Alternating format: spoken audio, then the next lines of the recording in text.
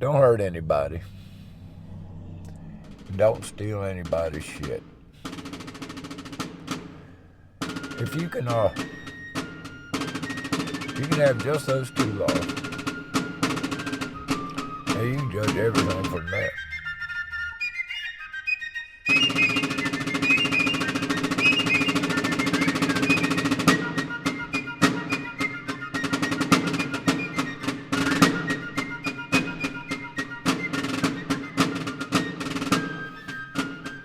I think most people just want to be left alone. They want to be able to take care of their family, take care of their property, buy enough food, take a vacation here and there and live their life. But they're not really allowed to. No, they've got to, at every turn, at everywhere they go and everything that they do, they have to pay. And it's kind of funny because when you talk to people and they talk about income tax, or they talk about 401ks, and you have to, you put into it, you need to put into it and all because it's tax free or tax deferred until you're 59. Then you can start taking it out. But where did that 401k come from? Well, the government created these things to get the slaves to put money into them. And so these 401s and all are bundled together, and they're put into investment companies who then invest them into like BlackRock and State Street, Vanguard. They invest them into ESG companies, and they take over companies, and they're pushing for stuff that are against the interest of the people of the 401s. So you don't even have any control over your 401. So they take your money and they use it against you and enrich themselves. Oh yeah, over a course of time and everything, you get to the point where you're ready to retire and all, and you've got a pretty good sized bundle of money. And for many, since the 1970s and all, when they invented these things, there's been several generations of retirees who've benefited from these things. Deferred taxes. You still have to pay tax on it, but what you're betting on is that you make less after 59 when you retire. You're going to make less than you did in your high earning days when you were putting into it, so you'll pay less tax. But you're still taxed. In the meantime, inflation has been eating. And so a hamburger that cost you 59 cents way back when you started is now $4. So in reality, you're getting less back than you put in. Although the number of zeros, you may have more zeros than you did when you put in. So it's a fraud, it's a chicanery, and it's a way to keep you locked in to the system. So now we're seeing, we saw all the bank bailouts in 2008 and everything. Everybody got upset. And that's what woke me up. What the hell happened? And started me down this journey. And now you see the banks getting in trouble again. We see a couple little bank failures here and there. We don't know what we don't know, what we don't see. There's liable to be a lot of banks.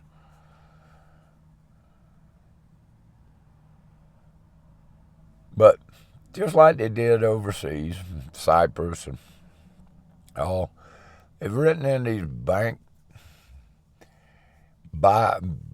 bail-ins. In other words, when the bank gets in trouble and everything, and they're too big to fail and all this, they're going to take your money. Let's say anybody that's got over $25,000 in the bank, half of that is gone, and you now have $10,000 or $12,500 or whatever half of that is, and you're gonna be happy, don't you know? So they've got that written in. And banks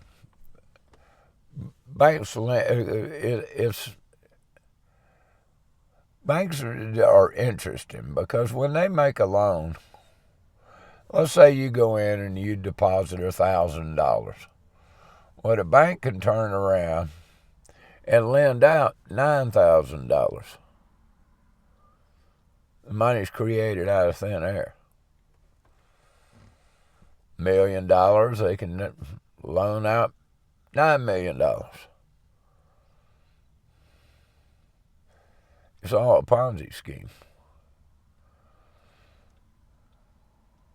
Your dollar's worth less and less and less, and they trap you into it by this legal means, this way to save taxes, and then use the money against you. For climate change and ESGs and DEI.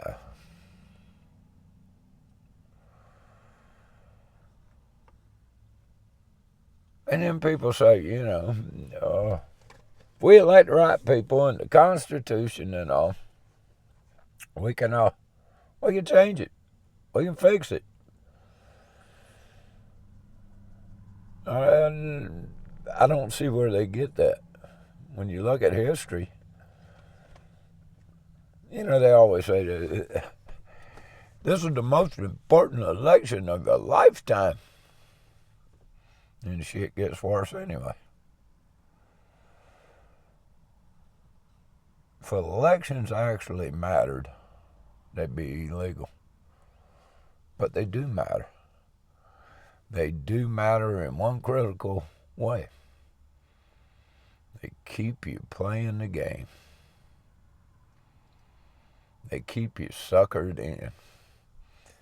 Which one do you want? Team red or team blue? You got to vote for one or the other.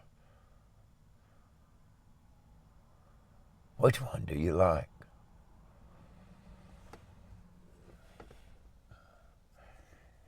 Everybody knows politicians lie. They lie and lie and lie. One thing is, I ask people this all the time: how can one man represent 100,000? How can one man or woman represent one other person other than he, she, they, or them?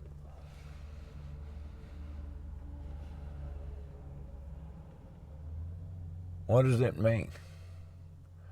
What is this game, this thing we call politics? Is it just a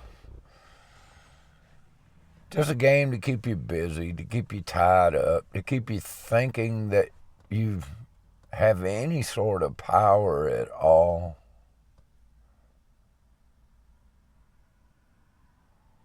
Is it just a lie?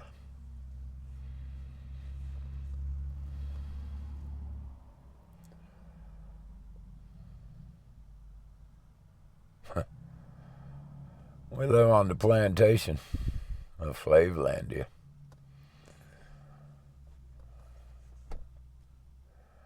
These John Birchers. They're a good bunch. I'm gonna tell you, I like I like them all. I like the Birchers. I really do. They're good, well-meaning people. But for, I don't know what it's been now, 60 years, they've been promoting the Constitution is the solution. First it was, the commies are coming, the commies are coming. But they've been promoting, if we hire good people, if we get good people in there, we can turn this around and return to the Constitution. And I often ask, which Constitution? What Constitution do you want to go back to? The original? Or the amended ones?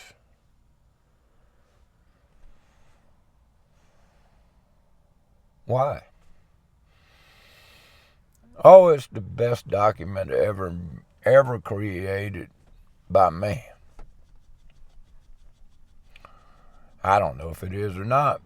It's some awful pretty words.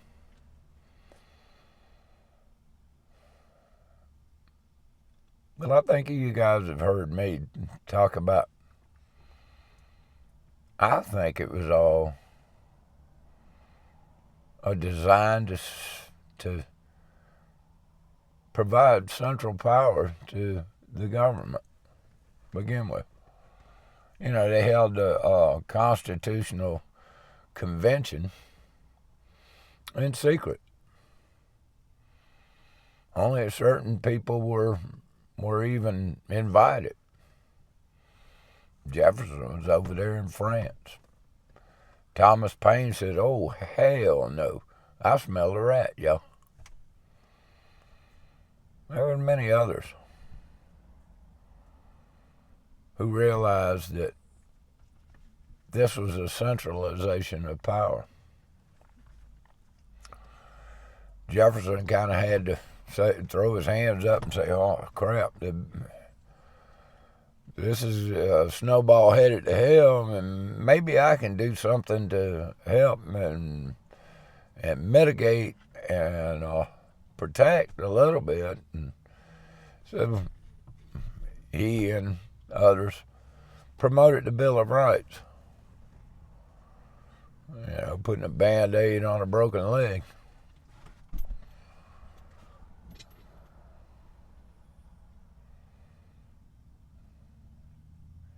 There's never been a collective that provides individual rights. Individual rights don't come from a collective. And collectives will always, always, always squash individual rights. This general welfare clause that they've got in the Constitution, it covers almost everything. You look at your local levels, and when they propose ordinances and stuff, and they get into the whereases whereases this, the people like to have swimming pools and movie stars, and whereases is. One of the whereases is always the general welfare of the people, the overall welfare is for the people.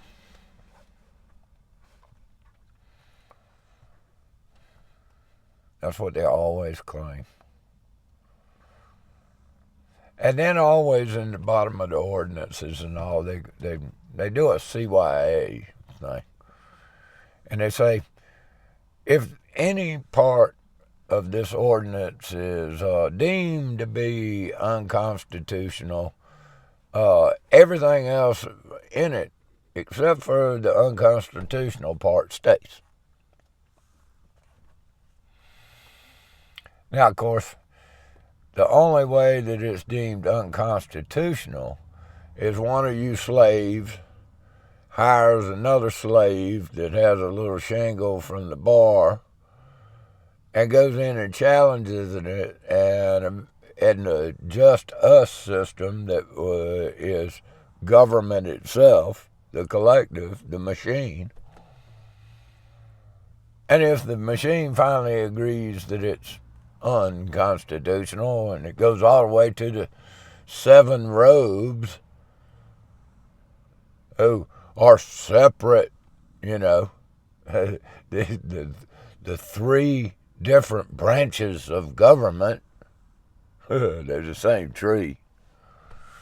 If they say it's unconstitutional, then finally that little piece of that little ordinance or whatever will be scrubbed, and everything else will be there. So you have to have millions and millions and millions of dollars to challenge all this shit. And the just us system, which is run by the government, paid by the government, and all that. So there is no real freedom. Not with the state, not with the collective.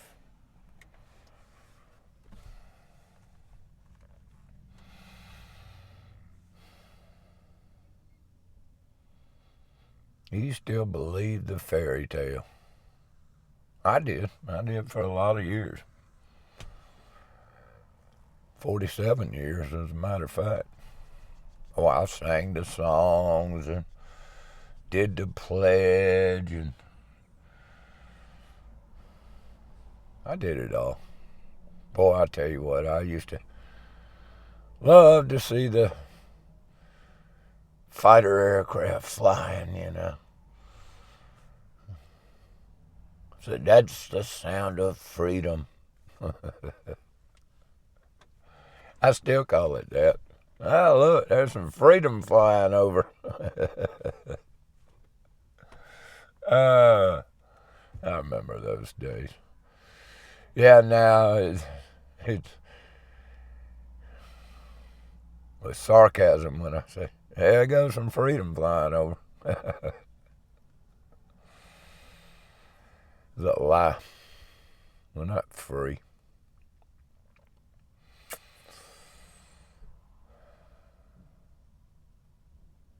They're getting ready to take it all, boys and girls. It's going to be the great taking. The great reset.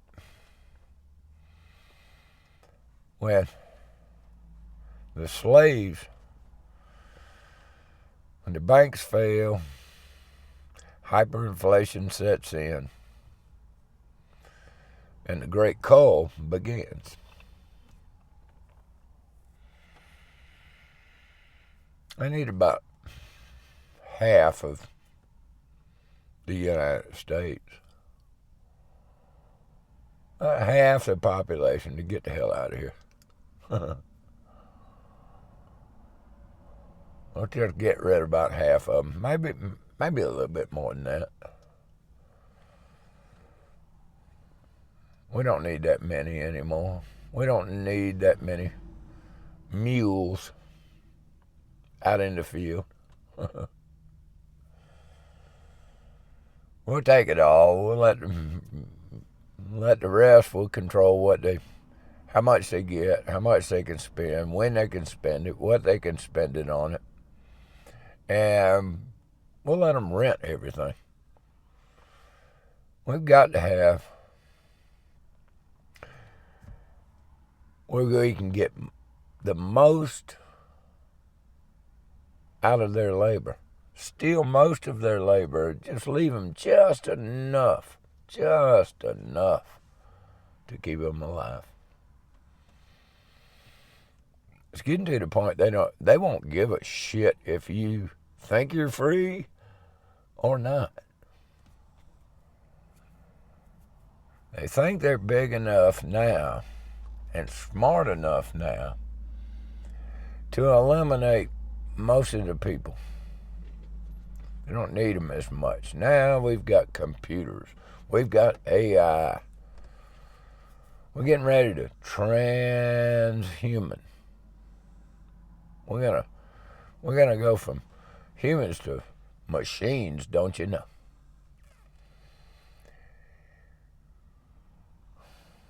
What an old Ferrari dude, he says, humans are hackable now.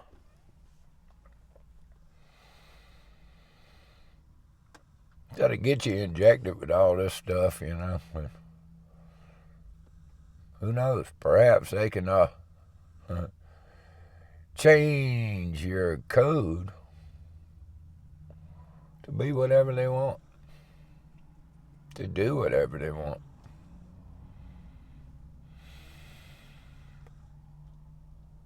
Kind of like what Josephine and I were talking about. I think we're getting a little too big for our britches.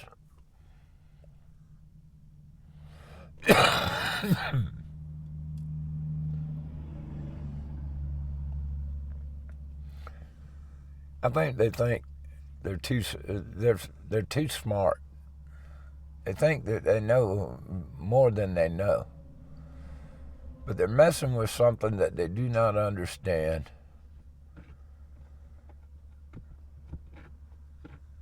And they're going to crash and burn.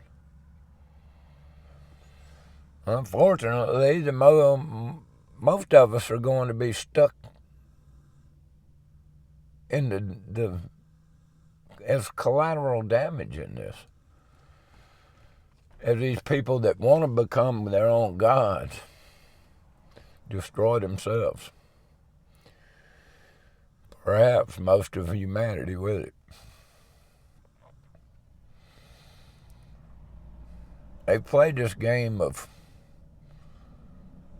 this collective, has a monopoly on force, and gets to they hire the best of the best and give them grants and everything to study all these things and make it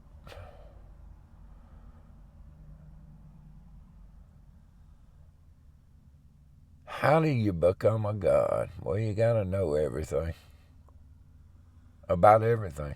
You got to be able to control everything. You have to be able to create.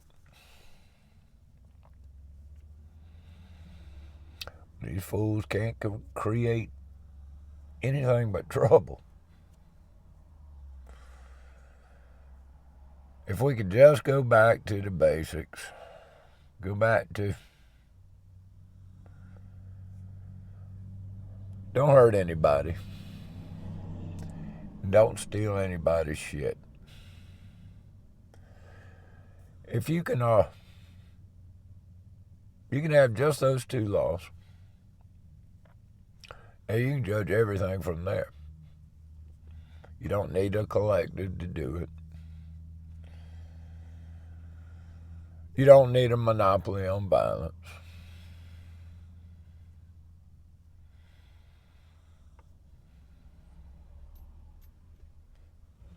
And you don't need this thing called government. You don't need something that attracts evil. Because power attracts evil. And you can see it in all the levels of government. The bigger the government, the bigger the evil. The pile of shit gets bigger and bigger and bigger, and they just work their way to the top.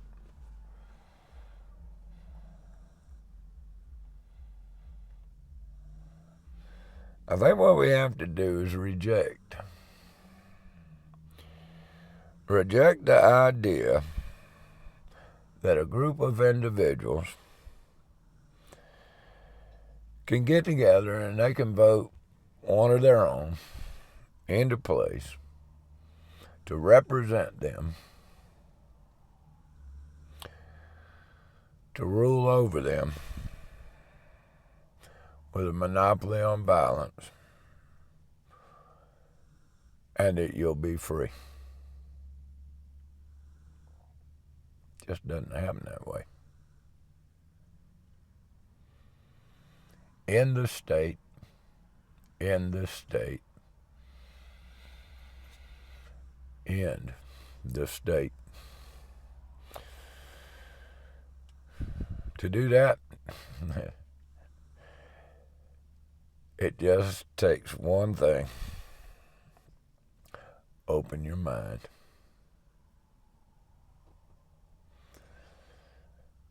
Like I've said many times,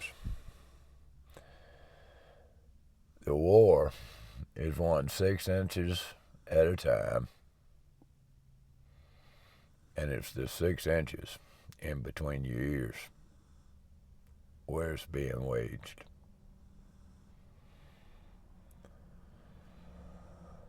Well, that's it for today. RLM listeners, I appreciate you listening. All you Liberty Report listeners on YouTube and Rumble, we appreciate you too. Free your mind and free yourself. Till next time, you know it. Peace.